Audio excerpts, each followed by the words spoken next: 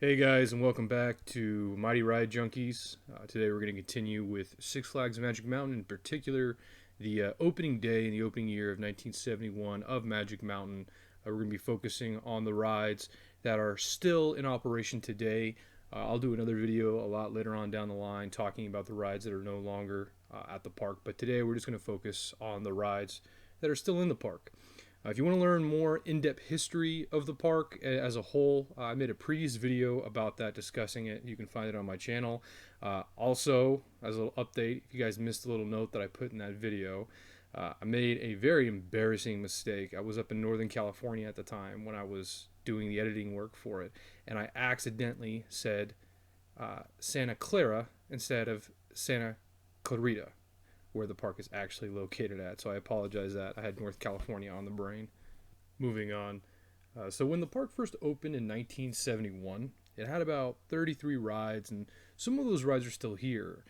There's a typical carousel that every theme park has, and this one was called the Grand Carousel, probably because it only cost $1,000 to put it in the park. The Orient Express, Sandblasters, Magic Flyer, and the Gold Rusher. We'll start with the easiest, and that's the Grand Carousel. This carousel was built in 1912, and honestly, it looks like it. It's your typical merry-go-round with nothing over the top or interesting about it except its age. It was originally built for Savin Rock Amusement Park in West Haven, Connecticut. The park had a pretty big attendance for its time, but as new buildings were being built around the park, it began to look outdated. Instead of updating it like a normal park, it closed down in 1966. Selling its assets, Magic Mountain bought this hunk of crap and placed it in the front of their theme park. To this day, after you pass the main gates and smell the funnel cake, you walk right into this eyesore. Next, we have the Orient Express, or as you old folks like to call it, the funicular. While I don't know who in God's name thought this would be a cool idea to have when the park first opened, it serves a great purpose at today's Six Flags. Basically, the ride, and I'm using quotation fingers, is a ground version of a mountain lift. Now, I've tried and tried and tried to find the specs for this attraction, but to no avail. So I'm going to basically describe it as best I can to you. The ride takes about 2 minutes and has two different entry and exit points, just like a mountain lift, and rides on your typical old school track. The attraction was renamed the Orient Express in 1988, which was named after a long distance train that traveled through all of Europe in the late 1800s. While this seems like a mind numbing experience, this attraction comes in handy during the hot summer days. Anyone who has been to Magic Mountain will tell you this place has hills, like steep incline hills. I'd like to consider myself in moderate shape, and even I will be huffing and puffing from these hills. Now, imagine doing that in 92-degree weather with no wind or a cloud in the sky.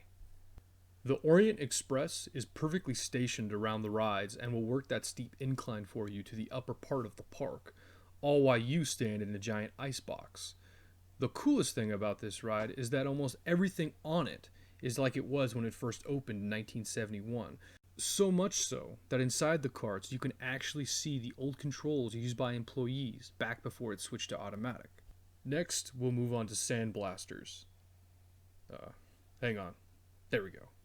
Now, I'm not going to spend too much time on this because there's absolutely nothing special about it. It really and truly is just bumper cars with no actual theme to go with it. It was built specifically for this park and opened with this park, and it's still there. And now I'm moving on. Magic Flyer. This ride has gone through more pointless rethemes throughout the years than your political views. This kid-friendly ride originated from the Beverly Park area. While an actual date of the ride's creation is unknown, it was used there in the 1940s before being moved to Magic Mountain. On opening day, the ride was called the Clown Coaster because clowns are so kid-friendly. With the Looney Tunes making their way back into the park in 1985, Magic Mountain redesigned the land the coaster sat in into Bugs Bunny World and renamed the ride Wile E. Coyote. However, kids everywhere would have to cry again in 1998 when it closed and wouldn't reopen until 2001 as yet another new theme, Goliath Jr. Designed to look just like its parents' name and color, but with a kid-friendly layout, It wouldn't even last a full 6 years before being closed again, only to be reopened as Percy's Railroad, which is from the show Thomas and Friends series. When Six Flags came out of bankruptcy in 2010, they sought to end all licensed attractions and rename the ride what it is today, the Magic Flyer.